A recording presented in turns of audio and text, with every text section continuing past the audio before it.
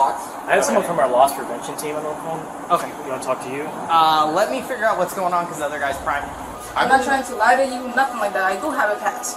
I do have done stupid shit. Sorry for my language. September 19th, 2023. A regular Tuesday afternoon at a Verizon store in Largo, Florida. The employees are going about their business when suddenly they recognize someone. Someone who has been flagged in their system. Someone connected to $26,000 in confirmed fraud. Do you know which agencies are working it? Yeah, I got her here.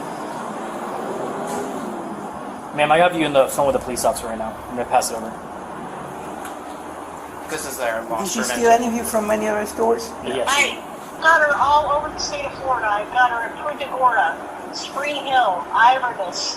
I've got her in Pinellas Park, Right. Jacksonville Beach. The loss prevention team at Verizon wasn't playing around. They had Catherine's activity tracked across the entire state. Jacksonville, Jacksonville Beach, Brandon, Orlando, Pinellas Park. This wasn't some small-time operation. This was systematic, organized, and happening across multiple cities. She'd buy 2 iPhones. The only thing she'd pay in store is tax. Okay. But that's what these 2 phones are worth. Do you know what debit card she used? She used that right there. Member majority. Yeah. What is that? Is that a name? Here's where it gets interesting. Catherine would walk into a Verizon store like any normal customer. She'd purchase 2 brand new iPhones, usually the latest models like the iPhone 14 Pro Max. But here's the trick. She'd only pay the sales tax in the store. That's it. Maybe $100 or $200, depending on the state tax rate. But she basically would pay the taxes and then go around and then sell the phone for $2,000 cash and pocket that when she only paid the taxes. But she basically logged into someone else's Verizon account.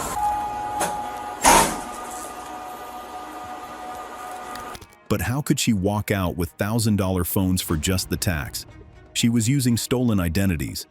Catherine would access someone else's Verizon account, someone with good credit, and open new lines under their name. The monthly payments would be billed to the victim. Meanwhile, Catherine would walk out with brand new phones, turn around, and sell them for $2,000 to $3,000 cash. Pure profit. Do you have copies of any of the documents that she had or surveillance video? Otherwise, we're only going off your word. I have surveillance video. I also have the invoices that she used or that was used during the transactions. To pull this off, Catherine needed convincing fake identification. We're not talking about some cheap knockoff. These were high-quality fake driver's licenses and even fake Mexican consulate cards. The Verizon employees would check the ID, type in the information, and everything would seem legitimate. So what'd you come here today for, Miss Catherine? I come to this area once a month to visit my mom. Oh, sorry. You're fine. To visit your mom? Okay. Yes. And what were you coming here for? When the police arrived, Catherine played it cool. She had her story ready.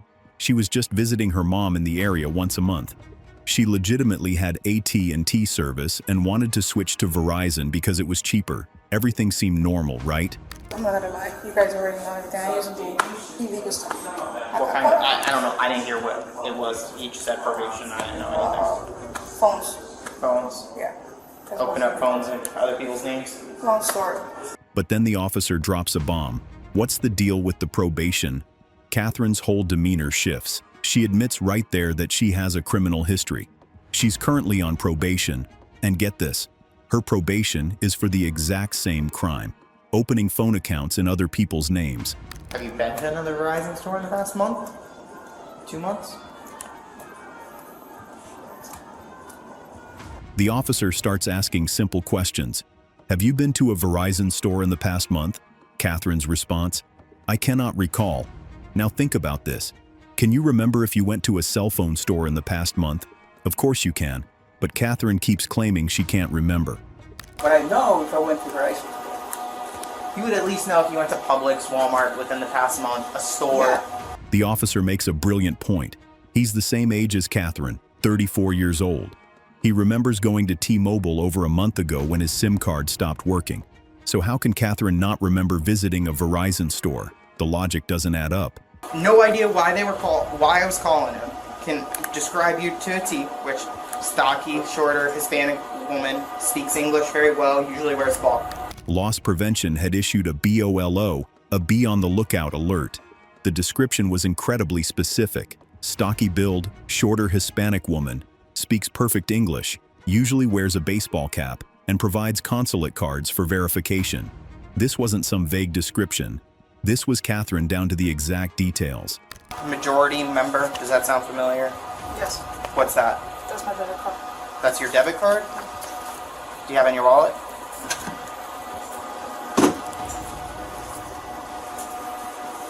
Here's where things get really interesting. The officers find that Catherine used a debit card in the name Majority Member. But when they look closer, the card has the name Lori Hackett on it with Catherine's card number. Catherine claims it's just a reload card she uses when she can't use her Capital One card. For the debit card, then he was going to pay something and let me use my debit card. So it was your cousin that did this? Catherine starts spinning a new story. Now it wasn't her at the store on August 4th. It was her cousin. Her cousin borrowed her card and must have done the transaction. She's trying to shift the blame, but the officers aren't buying it. Should I call my girlfriend and let her know what's going on? Possibly. Who's that? The moment of truth arrives.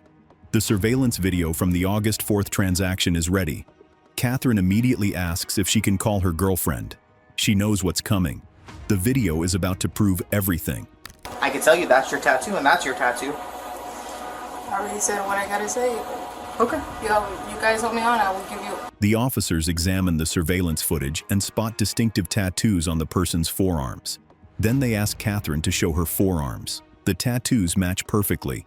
The officer even FaceTimes with Zach, the Verizon employee from that day, who confirms 100%. Absolutely. Same lady. Every single thing that you guys need. Okay. Catherine's facade crumbles. She realizes the evidence is overwhelming. You guys hold me. I will give you every single thing that you guys need. She's ready to talk. But here's the thing. She's still not going home tonight. They know what it is, because what happens today is not what was important, it's what happened after today. And by you helping them, they may be able to help you later. The officers explain something crucial.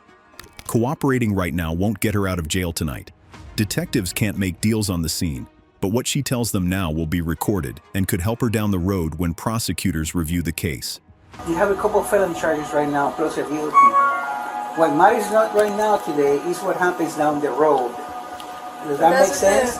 Catherine is facing multiple felony charges for identity theft and fraud, all while on probation for previous similar crimes.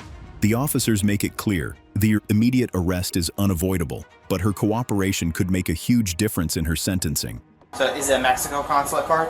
I had one in my pocket because he gave it to me and I didn't want to do that. Catherine reveals she had a fake Mexican consulate card in her pocket that very day. The person she was working with had pushed her to use it, but she claims she didn't want to. She was supposedly trying to do something legitimate this time. He's the one who makes fake ID. So he makes the consulate card? Yes. So is it a Mexico consulate card? I had one in my pocket because he gave it to me and I didn't want to do that. He was pushing it to me Can I see today and I didn't want to. You want to see it? The operation goes deeper. Catherine admits her cousin is the one who manufactures the fake IDs. She even offers to give the police his address and information about the people who sell him the stolen identity information. I met him through somebody else. Gotcha. They call him his brother, but they're not brothers. They're not related. Yeah. The fake ID operation traces back to New York. Catherine explains there's a main factory in New York where high-quality fake IDs are produced. These IDs would then be shipped or distributed to people like Catherine across the country. Can I remember the name right now in the town? Close to Oviedo. Oviedo, around there. Okay. He has a machine in his house. I never had seen it, but he has someone in his house. But there's also a local operation. Someone in the Orlando area has a printing machine in his house where he produces fake IDs. Catherine would take a photo of herself against a white bathroom wall, send it along with the stolen identity information, and they'd create the fake ID. Small, like not the big cities where we think none of this is gonna happen. Right. Catherine reveals their strategy. They deliberately targeted suburban stores in small towns, places like Largo, where they thought there wouldn't be as much scrutiny or coordination between stores. They avoided big city locations where security and loss prevention might be more sophisticated. That August 5th, obviously the picture is you, right? Yes. Continue. Sorry. I'm just making sure I ain't going crazy. The stolen identity information comes from someone in Mexico.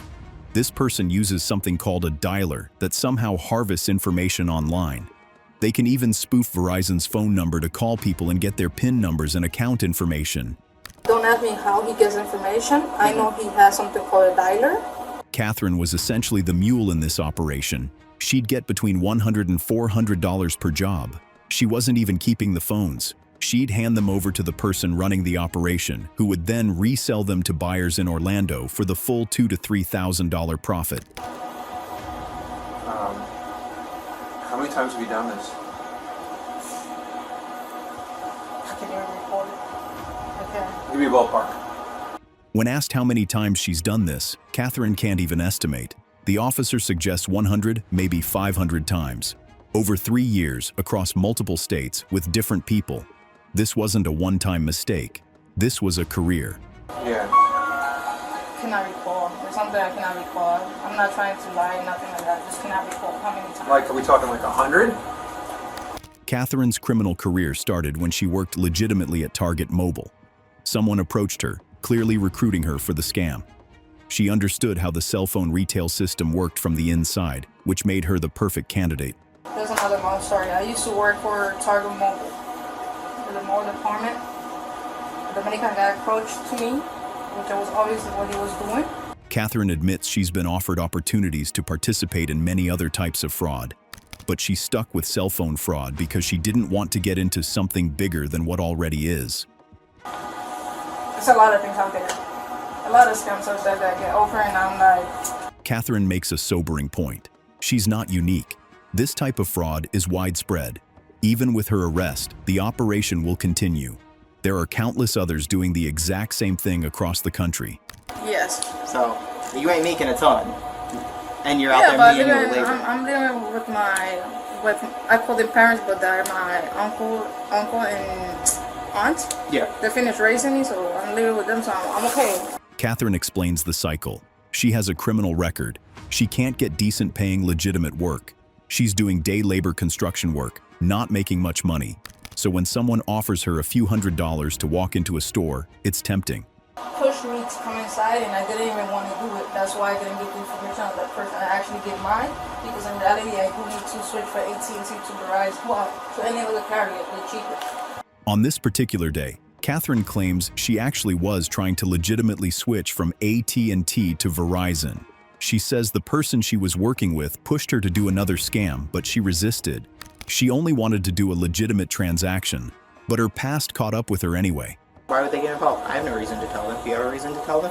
No. Okay. I don't want to be another disappointment again when I'm trying to do everything legit. Catherine lives with her uncle and aunt, who raised her. She doesn't want them to know about this arrest. She's already disappointed them before. She moved to Daytona Beach, trying to get her life together, trying to get away from the criminal world, but it kept finding her. Yeah. In the bathroom where?